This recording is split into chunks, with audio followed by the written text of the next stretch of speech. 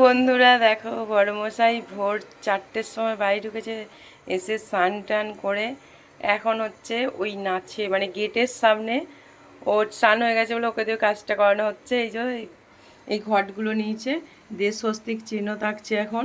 আর এটাকে দেখো ঘেমে স্নান করে গেছে। এই যে ঘটের মধ্যে আম শখা, তারপরে বেল, আর এই যে কলা গাছ দেবে। তো দেখো কীভাবে করছে। একদিকে আমার বড় মেয়ের, একদিকে আমি দাঁড়িয়ে আছি। এই যে ওই দিকটা একটু মানে ঢালু পাড়া বলো, ইয়ে টাইপের আছে, সমান হলে জলটা। বেলগুলো হবে গো, ছোট ছোট তো বেলগুলো। হ্যাঁ, আম সবাটা খুলে দিয়ে দেখো।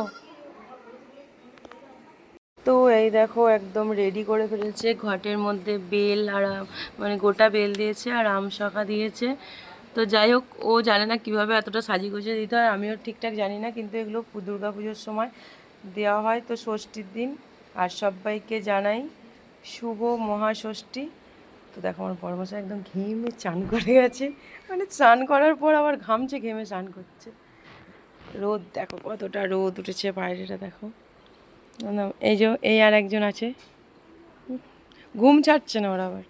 তো যাই হোক, আজকে অনেকটা সকাল সকাল উঠেছি, উঠে মানে ওই বর আসার পরই ধরো উঠে পড়তে হয়েছে। তো তারপর থেকে আর ঘুমোনো হয়নি, টুকটাক কাজ চলছে, এইগুলো করে নিচ্ছি। আগে গেটটা মানে কাজে আসার পর ধোয়াধুয়ি করার পর গেটের কাজটা আগে সেরে নিচ্ছি। তো যাই হোক, গেটের এটা বাঁধা হচ্ছে। তো দেখো এইদিকে ঘটের বেলটাও ছোট, আর কলা গাছটাও দেখো সে একদম মানে সেই কেমন টাইপের বলো, চিচ্ছিরে পাড়া। তো ফাইনালি সম্পূর্ণ হলো, তো শঙ্খ বাজি দেওয়া হলো।